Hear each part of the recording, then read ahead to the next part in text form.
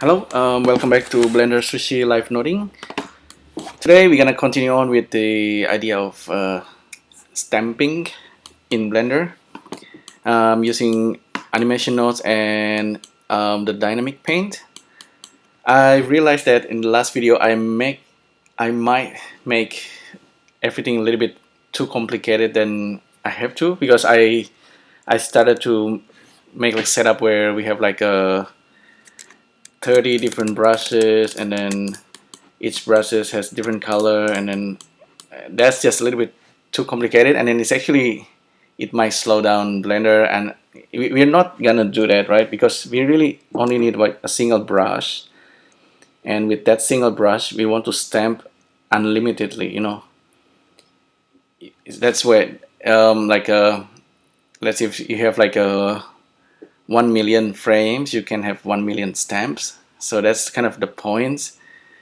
Yeah, so maybe today let's do something that's a little bit simple and a little bit more fun.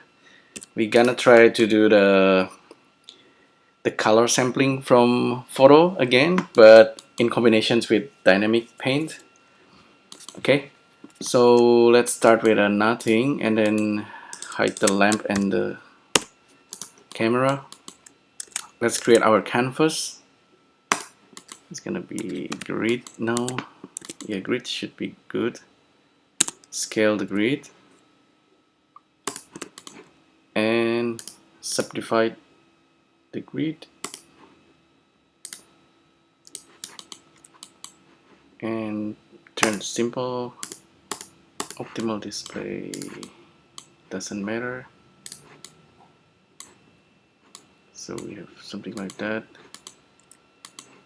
and turn this into canvas, vertex, and paint map layer, turn it on anyway. Initial color, leave it as it is. For the brush, gonna use cube for now.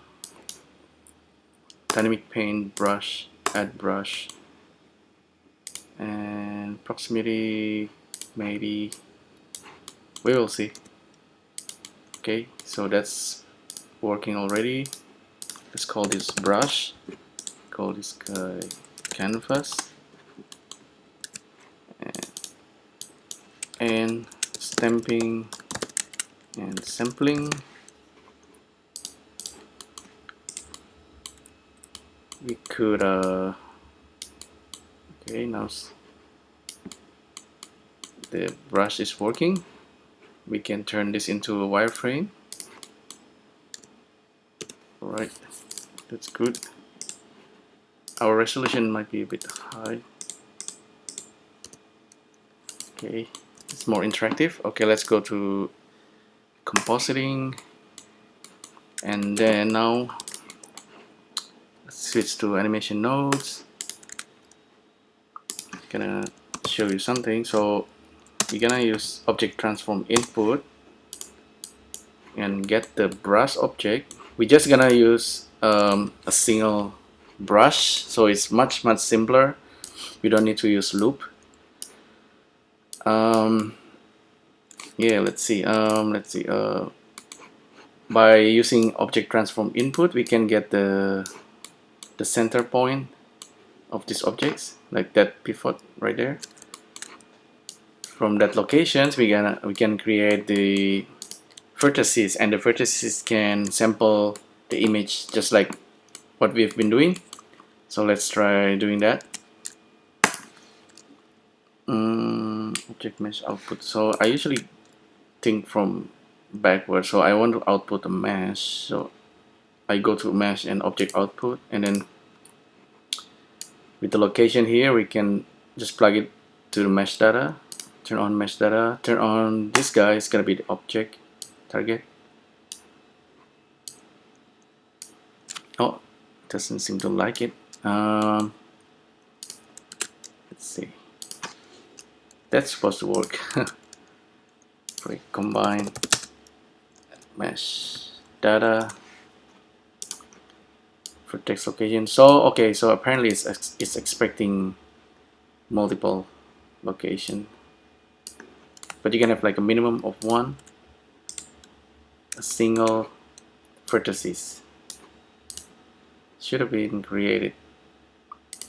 I just turn on the outliner so we can check. So we have the target object. Let me, if I hide the brush, so we have that single vertices right there. Can you see it? And with that single vertices, we could sample an image. All right. So let's do that real quick.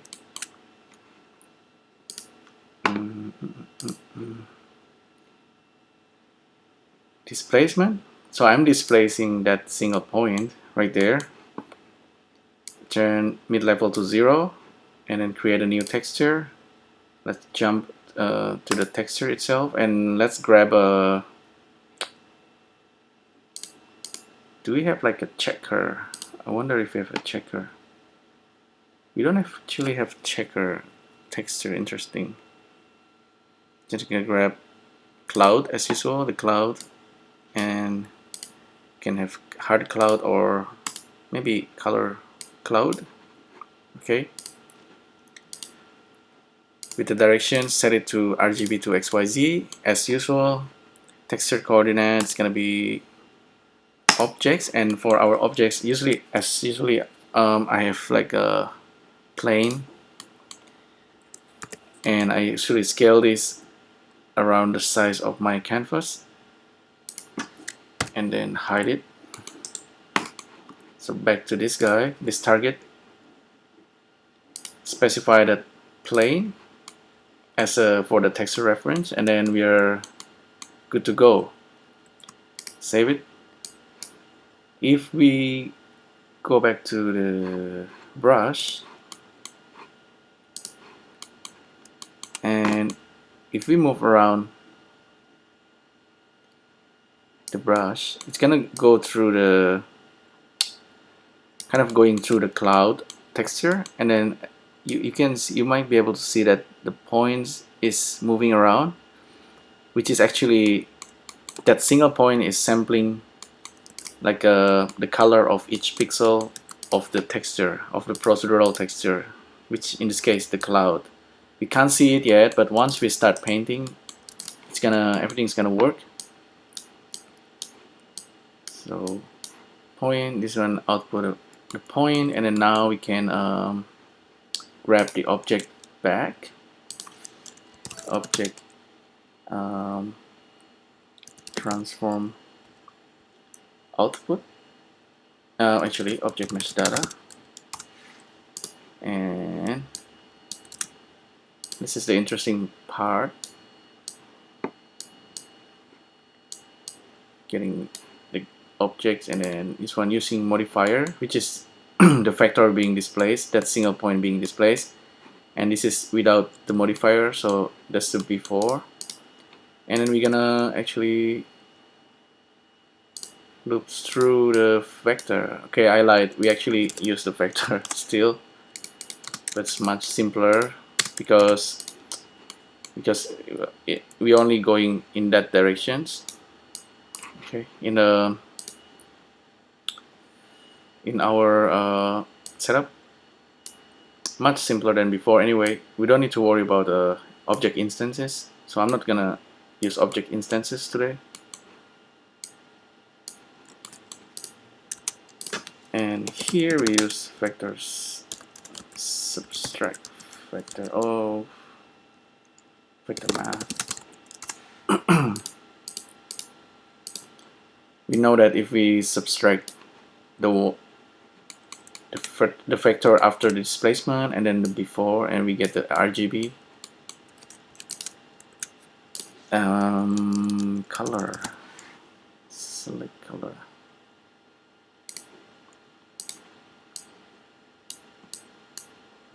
It doesn't seem to work like that. Interesting. Combine color. Maybe. I kind of like the idea of having like the preview of the color.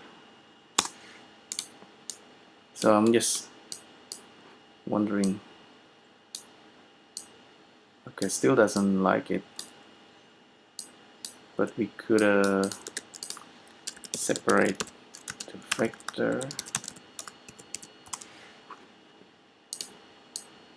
and plug that in, X, Y, Z, and hopefully now you can see the color, viewport color, separate color, combine color, mix color, set color input probably. So still not displaying the color, mix color. Nope, that's not gonna work. Don't worry about that, just leave it like that. So we have the RGB color here. If I check the debug loop,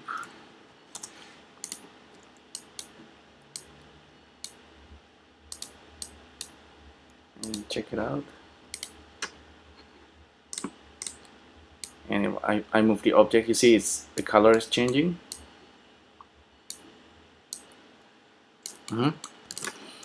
Okay, that's good. All we need to do now is just to pipe in this color informations into this guy, and for that we use the object attribute output, and that's our object right there. Just select the object, our brush object, and then the value will be from this guy, plug into that guy, and color, right click, copy data path, paste it in there, and we get the color.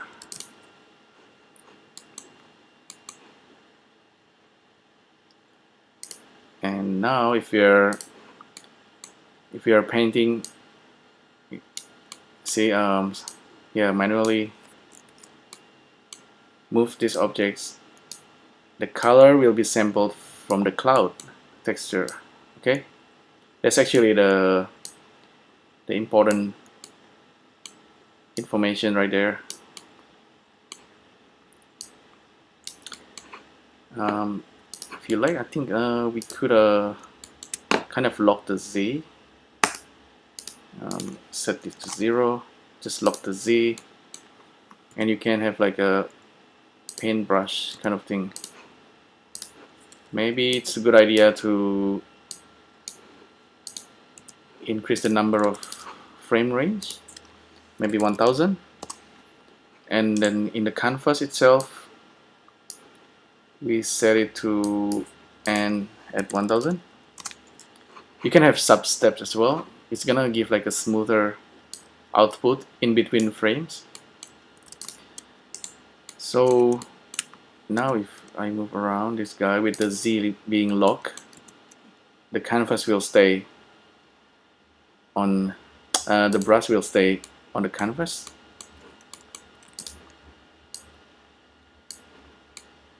Okay, let's give it a try. Let's draw something. Did I forget anything? That should be good. Start painting. And yeah, sometimes it's kind of nice to draw, to be able to give a user the inputs to paint instead of having everything like a random and procedural.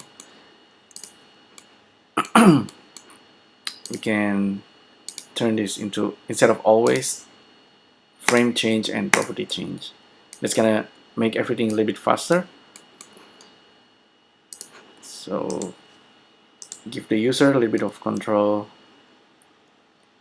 and they can create their own painting like this, and you can have your own texture as well. What could be interesting though is we could make the brush jiggle a little bit, or changing the orientations perhaps. So this is since the brush itself, it's a 3D object, so of course we can turn this into like anything like a capsule or say if we turn it into something like that and scale it, now it's our brush is a different shape, you know. That's nice. And we could change the rotations based on maybe the directions of the brush, the velocity. Yeah, that's anything. But now we have the ability to sample the image. That's nice. Maybe we could use our own textures. Let's see if I could find a good texture for this. I have the doggy image, black dog. I have the snail. We could use the snail, I guess, for today. Let's grab a. We know that our target is the one being displaced, and that's the guy that's sampling the color. So let's go to the texture. Instead of random clouds, we're gonna grab an image. This can actually be a movie, so you can stamp using movie frames. For now, I'm just gonna grab snail, open image, snail image. Yeah, I think we are good to go. Reset everything, start painting. So let's check where's the.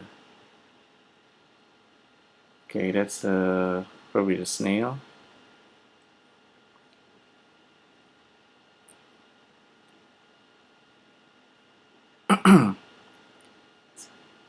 we probably gonna end up with a more abstract looking image. Can have higher resolutions. Yeah, let's have a look. That's that guy right there. Probably need to go with a higher resolution. Subdivision higher. Maybe randomize the rotations each time. Randomize the object rotations. I'm gonna do that from here. Object transform output. Plug that into there. The location is still controlled by the user, so we're not gonna touch that. Locations can be like a random Euler.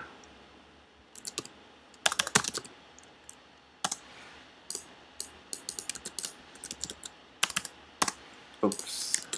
Separate Euler, combine Euler.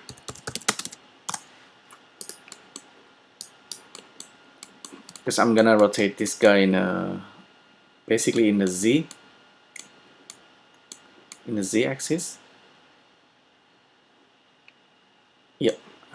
So we don't need to random Euler. Oh wait a minute. It's just let's try it anyway. Frame goes to the seed. Euler can go to that guy, and we're just gonna rotate it in the Z. So everything else can be 0. And scale it to 1.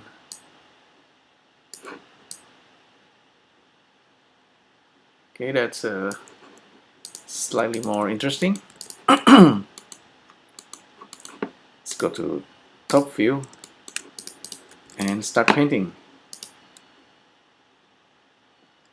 There you go. Still wondering if we have enough resolutions to paint the snail. We might have. We might not have.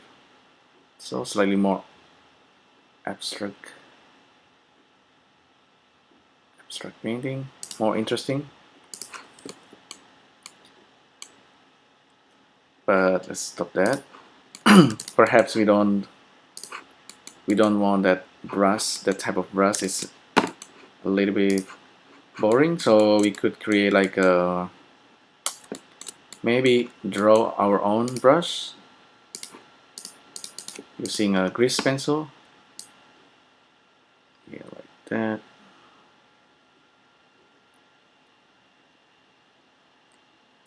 Five fingers,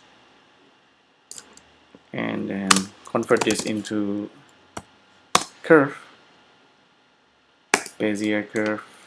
So we have that guy, and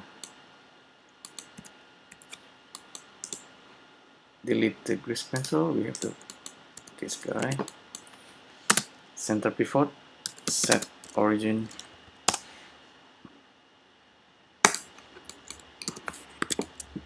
Okay, but this guy is like super high res, and we don't want that.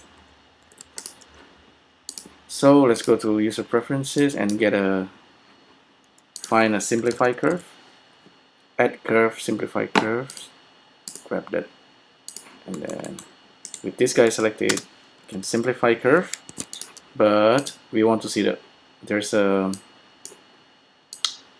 extra information on the panel right here. Simplify curve, and turn this into Bezier. Error in blend. So there's much better looking curve, and it's really simple. And now convert this to mesh. Oops. That's pretty, yeah, that's not good, you know. It's turning it into like a high-res mesh once again, and we don't want that. So back to this guy, simplify curve. To be careful with this. I think polygon is good.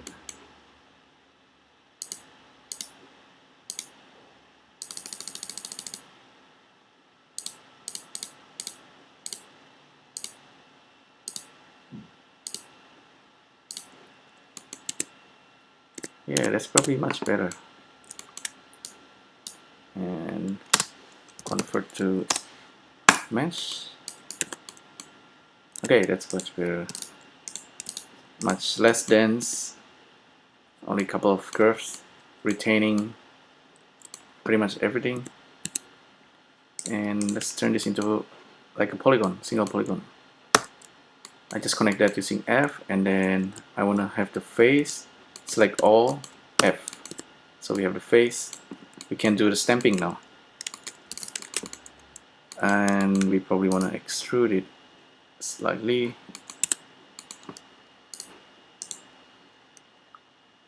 Extrude.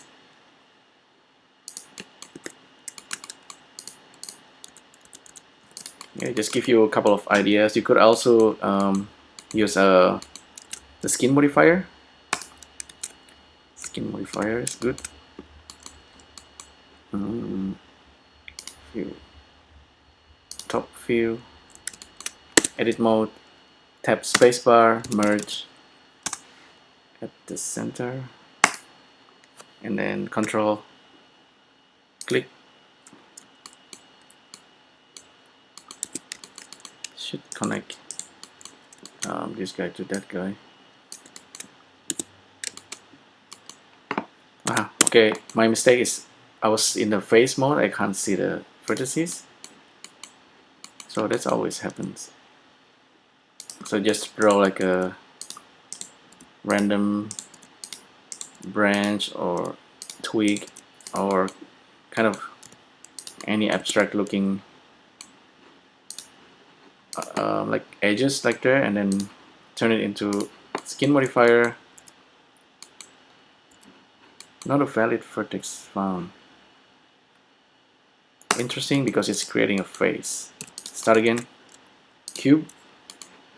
edit mode, make sure we are in the vertex mode, merge it into center, and now we can control click and draw random branch. We're gonna use this as a brush, you know, so just do that. It's gonna be our brush. And this guy also, I could smooth it, but just gonna leave it like that. Apply, and all we need to do is select the brush object and then select this, perhaps let's call it this guy, hand,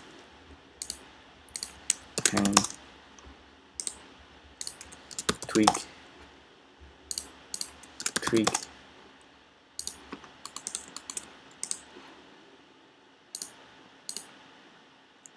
select hand. We have hands. It's supposed to be stamping the hands, but we're kind of a little bit too high, so select the hand, move it down. Something to keep in mind.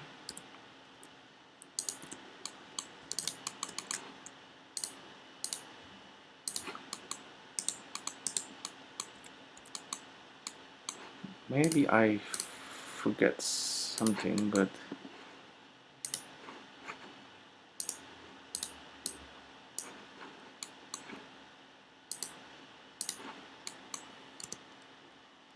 still stamping. It's not giving any result. Maybe I need to have more resolutions, or I need to change the brush alpha, mesh volume and proximity, paint distance, project.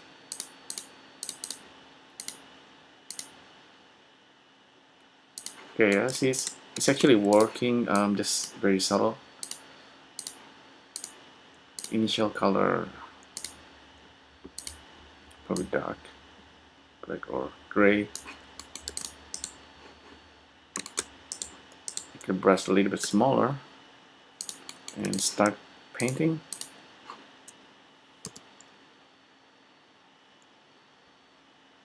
Okay, that's much better.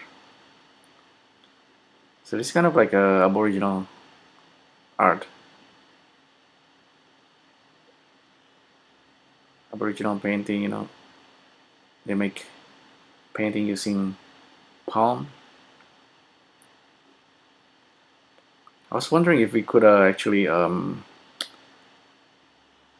make it so it's only generating every few frames. That could be something interesting to try. So we could see, with the canvas we have control, like I showed you before. We can spread or drip or shrink, maybe shrink. Spread is actually better than shrink. Spread speed.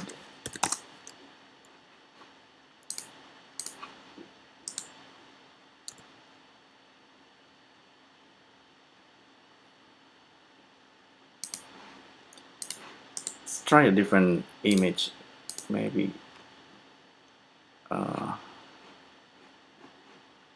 It's like a face.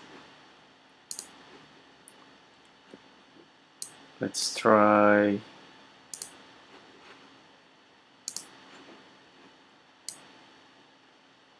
the doggy.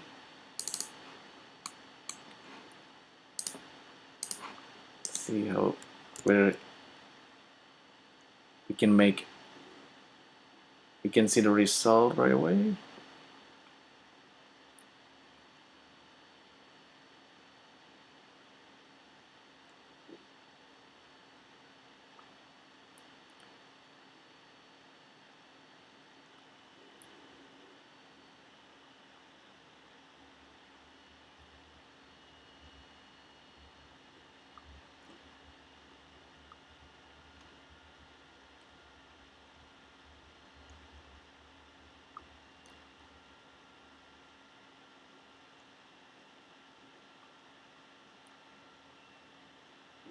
Starting to see the doggy, I think. That's the leaves.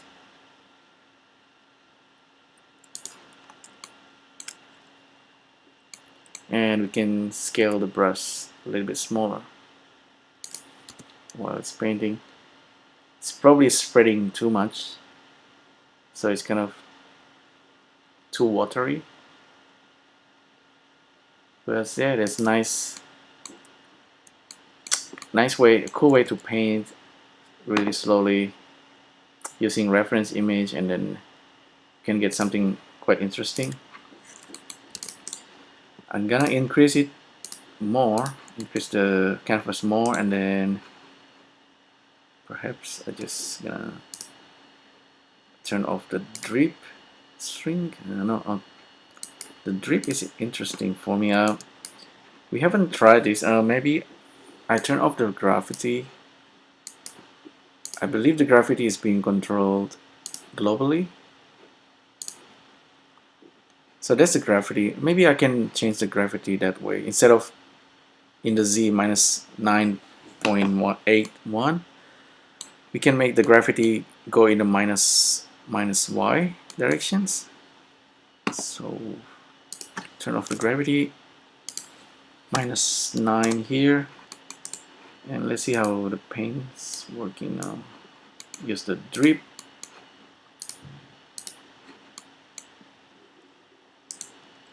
See now the painting is going, it's dripping down as we paint. Very cool effect.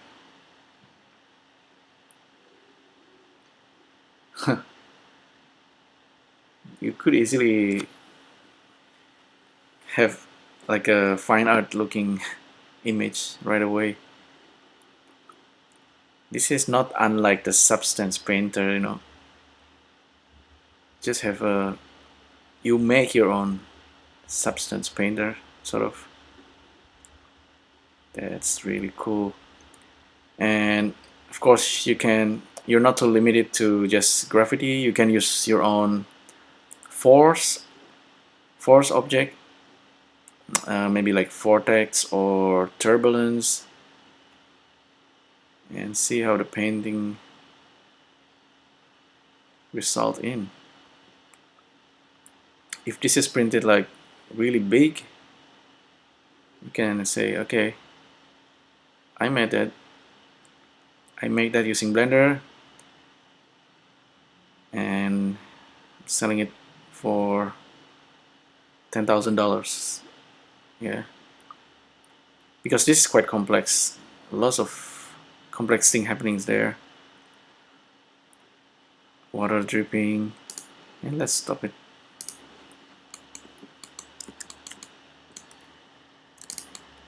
See, it's much higher resolution now. I kind of like it. Maybe the drip doesn't need to be too strong. See, with this canvas drip gravity, just use 0.03, 0.07. We haven't used the twig. Let's try the twig. Okay, you brush. Use the twig. And now with the twig, let's see. We are painting with the twig, which is a 3D object, and it's rotating. We could turn on rotations in every direction, so that's even much more complex. You have like unlimited pattern basically when you work like this. Remember that we are working in a points level. You can increase it and paint in a much higher level. One thing you might not know is you can bake. You can record. Blender has its own like a motion capture. You can capture the motion of your objects while you're painting. I'm either using that, like this red color there, or let's gonna use animation nodes, keyframe, set keyframes. So for these objects, just set the keyframe of the locations. Okay. Now we start. Wait a minute.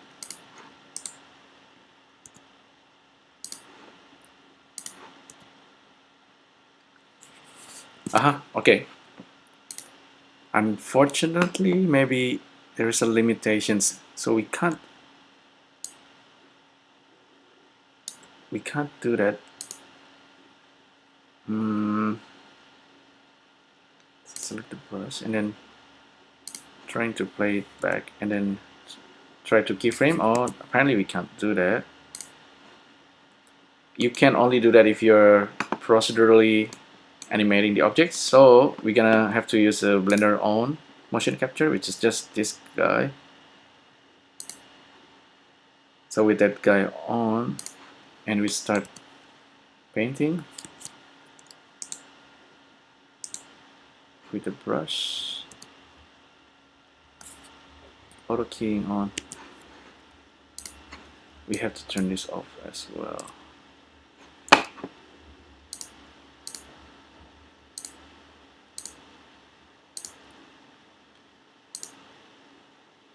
Location, clear, keyframes, top view. Let's try again. So that guy on,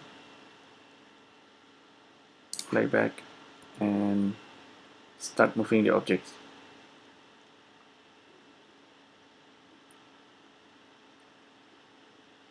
Okay, now it seems to be working.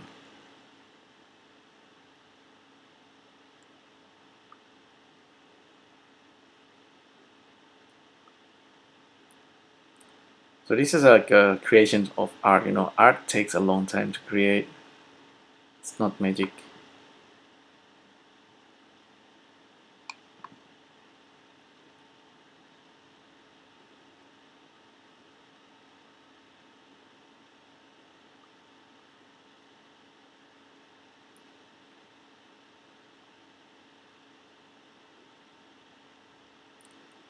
Let's just do around 150. Let's do around 250.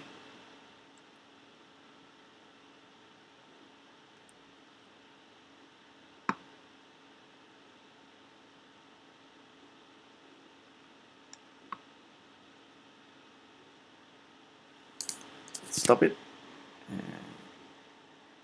Yeah, we lost our beautiful image, but I believe we have the keyframes already saved there. So perhaps you can just render out 150. Let's do that real quick. Bake out the canvas, create a UV, unwrap, save this, increase the gravity maybe, and instead of vertex, let's switch to image sequence, and let's see what kind of result we're getting. Okay, save this, PNG dynamic paint output. It's trying to save it right there. I want to save it in a desktop. Yeah, new folder.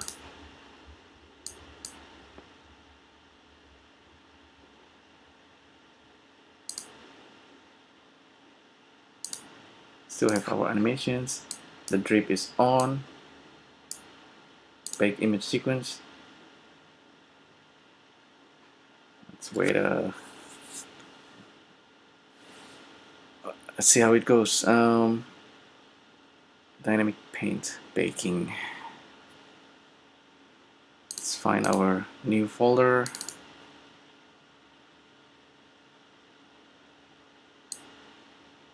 paint map, already painting. See, the result is more high res. Oh, it's actually a tiny. How big is this image?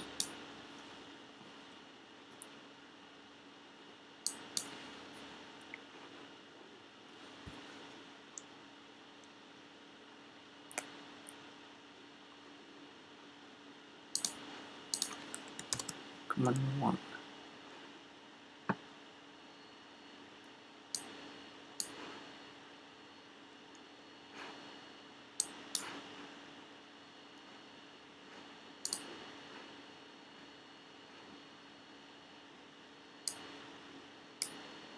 Didn't want to tell me the dimension. It's probably just 100 by 100, 200 by 200. But that's really cool image. You can give this to anyone and they can start painting. They just need to provide their own picture. Maybe take a selfie or something. Hey, this is a tool. Take a selfie, just source the image and then start painting, and you get a result in just a few minutes, and you print it out. That's actually the doggy image. This guy. Yeah, just a little bit more abstract.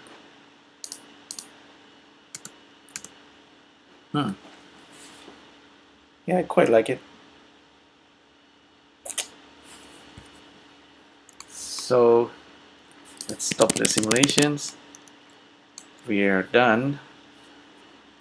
You can, of course, increase the resolutions in the canvas output here. Where is that option? Resolutions 256. Oh, that's 256 by 256. Paint. There's a dry control, dissolve control. But that's if you want to increase it too much higher. Okay, so there you go. So you're now able to do stamping and sampling with a single brush. Keep it to a single brush. Actually, you can have maybe multiple brushes, but do it this way. It's much simpler. You can duplicate the nodes tree probably to have 2 brushes. Yeah, but that's like I said, it's much simpler than using the object instances. And yeah, just a single brush at a time. Do it slowly. Not everything needs to be fast because it's art. You have to do it slowly sometimes. Okay. All right then. So hopefully that's been fun and useful. I'll see you on the next video. Just stay tuned. Okay.